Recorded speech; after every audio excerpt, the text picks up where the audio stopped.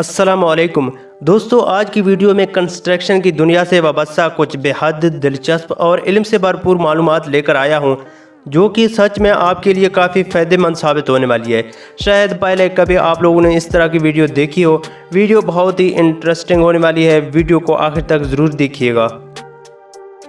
Subscribe करें info tab को और बेल आइकन को दबाएं इंफॉर्मेटिव वीडियो सबसे पहले देखने के लिए। गोटा डरी टेक, इस खास तरह प्लास्टिक के ढांचे को फर्श बनाने से पहले वहां बिछा दिया जाता है। इसका इस्तेमाल असल में घरों में आने वाली नमी को रोकने के लिए किया जाता है।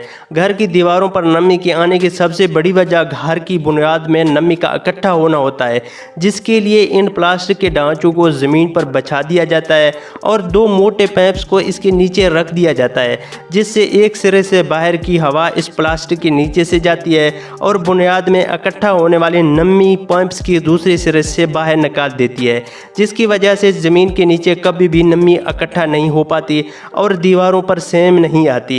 इन ढांचों को एक मॉडलिंग मशीन में तैयार किया जाता है और इसकी मजबूती बेहद ठोस होती है ताकि इसके ऊपर से बिछाए जाने वाली कंक्रीट वजन ये संभाल सके। तो कहा जाता है कि नमी को जड़ से हटाने के लिए ये तरीका काफ़ी फ़ायदेमंद है।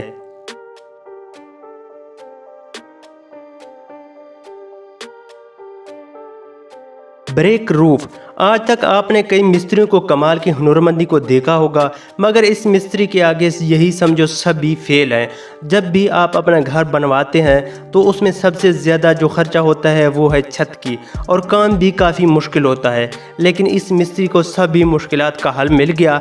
आप इस वीडियो में देख सकते हैं कि कैसे ये मिस्त्री सिर्फ़ और सिर्फ ईंटों की मदद से इस घर की छत को बना रहे हैं, और छत भी बिल्कुल छोटी नहीं, एक बिल्डिंग की छत है। जैसे एक आम बिल्डिंग की छत होती है, इस तरह की छत बनाने के लिए बहुत बड़ी एहतियात और सब्र की ज़रूरत होती है, क्योंकि एक छोटी सी गलती इन ईंटों से बन रही छत को एक साथ गिरा सकती है।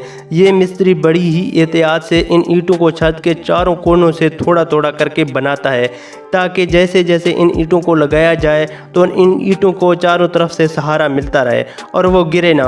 इस तरह छत की शेप एक गुंबद की तरह रखी जाती है, मगर ये गुंबद ऊंचाई में कम और फैलाव में ज़्यादा होता है।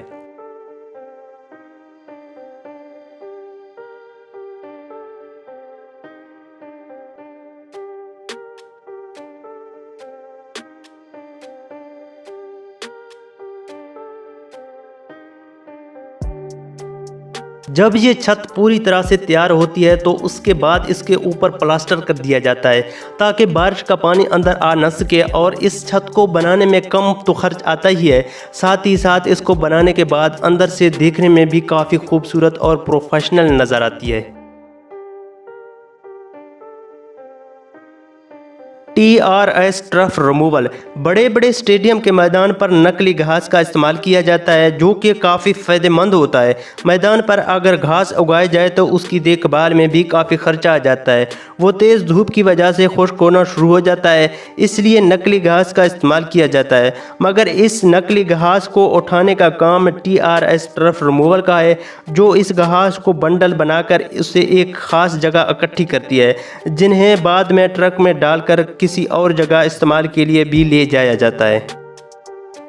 देन ब्रेक सिस्टम, अपने घरों को कौन खूबसूरत देखना नहीं चाहता।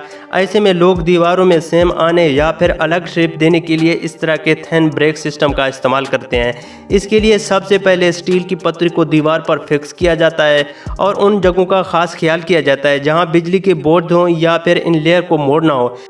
उसके बाद हूबहू ईंट की तरह दिखने वाले इस टाइल को दीवार पर चिपका दिया जाता है।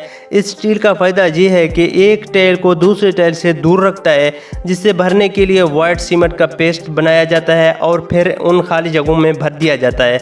इनके भरने के बाद दीवार का जो रूप निकल आता है वो देखने में काफ़ी खूबसूरत लगता है।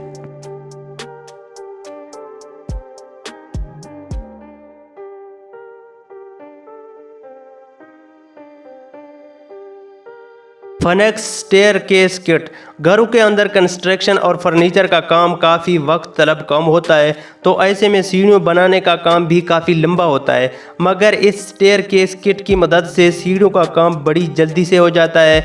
दरअसल यहाँ सीढ़ियों को बनाने के लिए सबसे पहले लोहे के एक लंबे ढांचे को तैयार किया जाता है और फिर मतलूबा जगह पर फिक्स किया जाता है।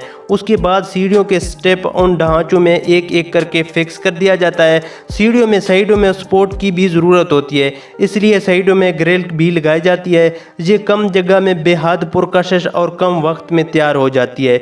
दोस्तों, आज की वीडियो बस यहीं तक थी।